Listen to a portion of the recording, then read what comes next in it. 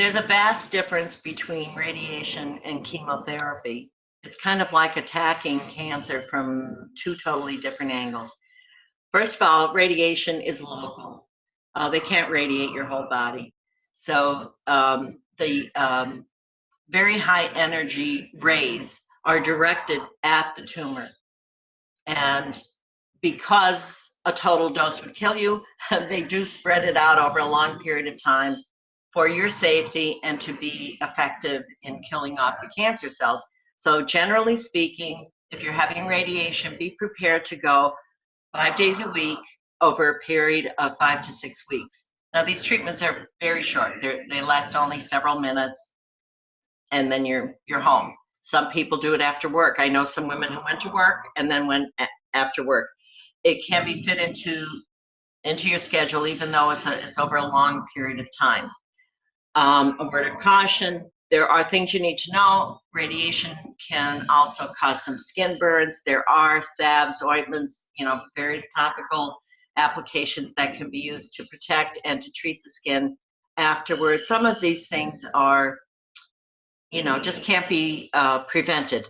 There can also be some collateral damage because you're focusing over and over again on that same area, and surrounding that area is the heart and the esophagus. And some women have been known to have sustained some heart damage or some esophageal burns.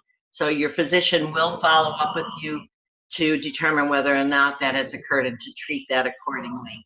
It's kind of, you have to weigh these things on a scale.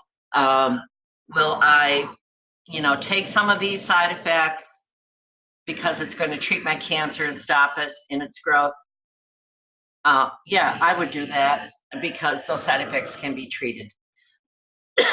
Now, chemotherapy is systemic, meaning you're going to take a drug that is going to be absorbed throughout your entire body. Your whole system is involved.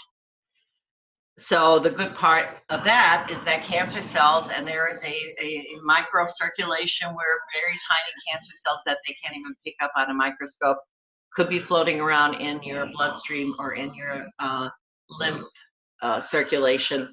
So it's kind of a really nice catch-all to kill all the cancer cells.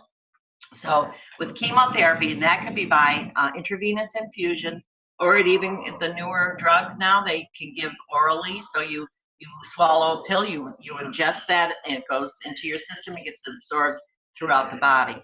The chemotherapy is prescribed generally over a period of several months, sometimes even longer, and it depends. There can be side effects, but unlike a decade ago when women were retching, they were sick after each treatment, vomiting, unable to really do anything, there are new drugs out that can completely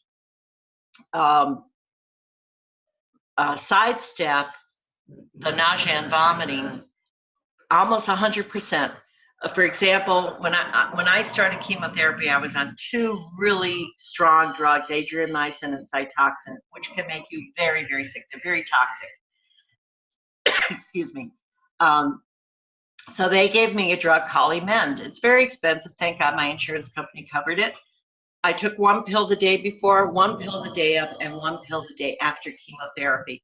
That was it. I took 3 pills, which sustained me over a 7-month period of time. Well worth the expense. In addition, they pre-treat you with each chemo, if you're getting the IV chemo, and they will give you either Zofran or Compazine. They will give you some drugs to offset the potential, and they will give you usually some type of cortisone preparation. If it's IV, it's prednisone. Orally it's prednisone or hydrocortisone IV, and that's to reduce an inflammatory response and some of the other types of responses people get from chemo, because chemo is essentially an assault on your body. It's going to kill some normal cells while it's killing the cancer cells, and that's why people suffer low white counts. Your white cells die off, and they have to build those up with other drugs.